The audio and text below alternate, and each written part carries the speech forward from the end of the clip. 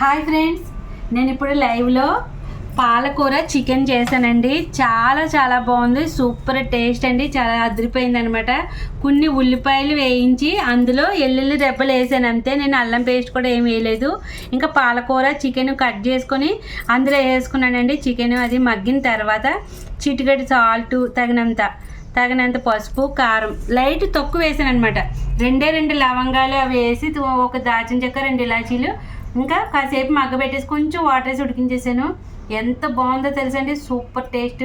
చక్కగా దగ్గరకు వచ్చేలా ఎగరబెట్టేసాను. మీరు కూడా ఒకసారి ట్రై చేయండి ఇలాగా పాలకూర చికెన్ ఫ్రై. ఇంకా చూడండి, పెరుగు మామిడికాయ నాకు చాలా ఇష్టం అండి. ఇంక ఇలా తిన్న తర్వాత పెరుగు వేసుకొని ఇలా మామిడికాయ నంచుకొని తింటే ఏముంటుంది కదా. మీకు పెరుగులో మామిడికాయ నంచుకొని తింటాం అంటే ఎంతమందికి ఇష్టం? తప్పకుండా కమెంట్ చేయండి. నాకైతే చాలా ఇష్టం అండి. ఇంక ఈ మామిడికాయలుగా అయిపోయేంత వరకు కంపల్సరీ మామిడికాయ తింటాను, పెరుగు వేసుకొని తింటాను. గడ్డ పెరుగు కంపల్సరీ తోడు పెట్టుకుంటూ ఉంటాను నేను. సూపర్ ఉందండి. కూర అయితే అదిరిపోయింది అనుకోండి. తప్పకుండా ట్రై చేసేయండి ఫ్రెండ్స్. ఎంత బాగుందో కదా ప్లేట్. అదిని కూర కూడా చాలా టేస్టీగా ఉందండి. చాలా బాగుంది. ప్లీజ్ నన్ను సపోర్ట్ చేసి నా ఛానల్ని సబ్స్క్రైబ్ చేసుకోండి ఫ్రెండ్స్. తప్పకుండా లైక్ చేయండి, కమెంట్ కూడా చేసేయండి.